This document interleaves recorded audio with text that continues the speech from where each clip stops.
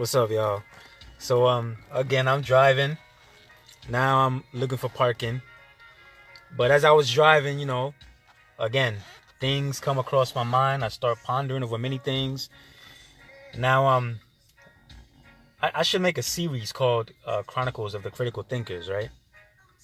Starring Sam and whoever else. But okay, so now what I was thinking about, what's the difference between a man who wants money and a man who wants power? What's the difference between a man who wants wealth and a man who wants complete control over certain things? The man who wants wealth and fame and money, he's interested in gold and diamond rings and watches and nice cars to show off to people his means of life, the things he's come to acquire.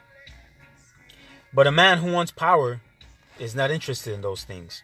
A man who wants, now I'm going somewhere with this, obviously, that I get into it. The man who wants power, he's not interested in the gold and the diamond rings and the nice cars. Why is that? Now, let me use an example like Floyd Mayweather. He has money. We know he's money made. But then there are people who have so much wealth, they make guys like Floyd look like a joke. Those are the people who have power. They don't wear the jewelries. They don't wear the diamond rings. They don't want to show off to people their means of life. In fact, they are a secret. They form what we call secret societies because they don't want to be known.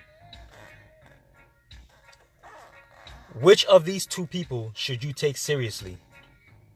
The one who wants to be known, the one who wants fame, and the diamond watches and rings and gold, or the one who wants power?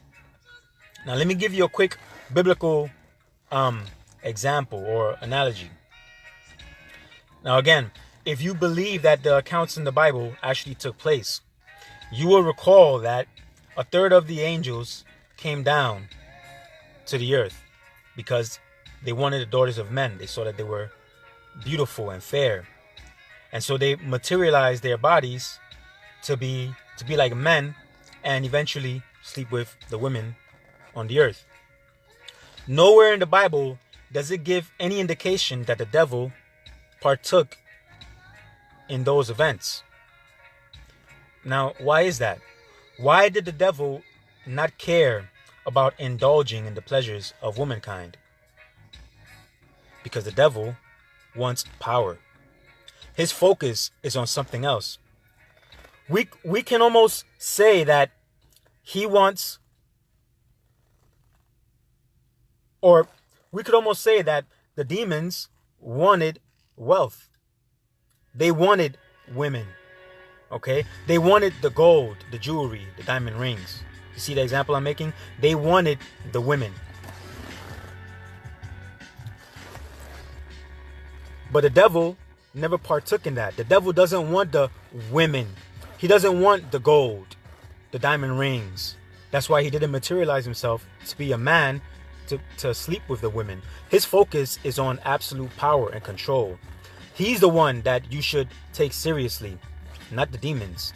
He's the one that poses more of a threat, not the demons. Not the rich man who has gold who wants to show off, but the man who wants to form a secret society. That's the man who wants power. That's the one you should pay attention to. He's the one that poses a greater threat. So again, I ask you, what's the difference between a man who wants money and a man who wants power? Which one should you take seriously?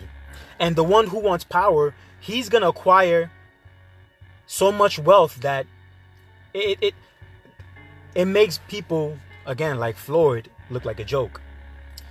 Now, the devil is the ruler of this system of things. The Bible says that. In fact, the Bible says that he is the God of this wicked system of things. So the devil is a god. By definition, he is a god. There are multiple gods.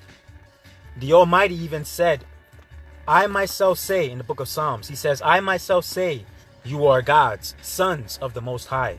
So they are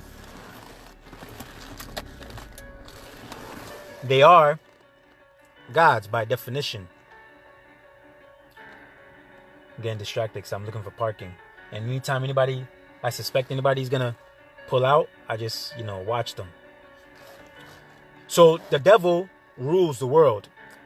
God has given him that authority. If the devil didn't have the kingdoms of the world in his hand, he couldn't have offered it to Christ when he was on the earth. When Christ was on the earth, the devil said, do one act of worship to me and I would give you the kingdoms of the world. If he did not have the authority to do that, Christ would have corrected him and said, the kingdoms of the world is not yours to give. But Christ never said that. And he just said that only to God must you worship and render sacred service. So Christ knows the position of the devil. Now, what would make more sense for the devil to choose a multitude of individuals to acquire his goal of totality, of absolute power, or to choose a small secret group of people whom he could inspire and motivate and teach certain secrets to acquire his goal of absolute power? The devil is not looking for the Floyd Mayweathers. He's not looking for the people who want gold and diamond rings and nice cars to show off to women, obviously. The devil is not looking for those kind of people. He's looking for the people who want power, the ones who you don't hear about, the ones who make people like Floyd look like a joke in terms of money, the one who, at the snap of a finger, can crash the economical system like that. Those are the kind of people that the devil has under his inspiration. So again, I ask you a third time, the difference between a man who wants money and the difference between a man who wants money and a man who wants power.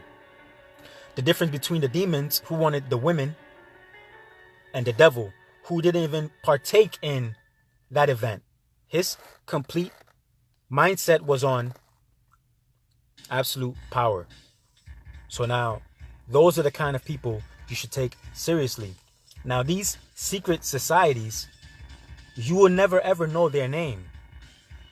Yeah, you might say the Rothschilds, right? The Rockefellers.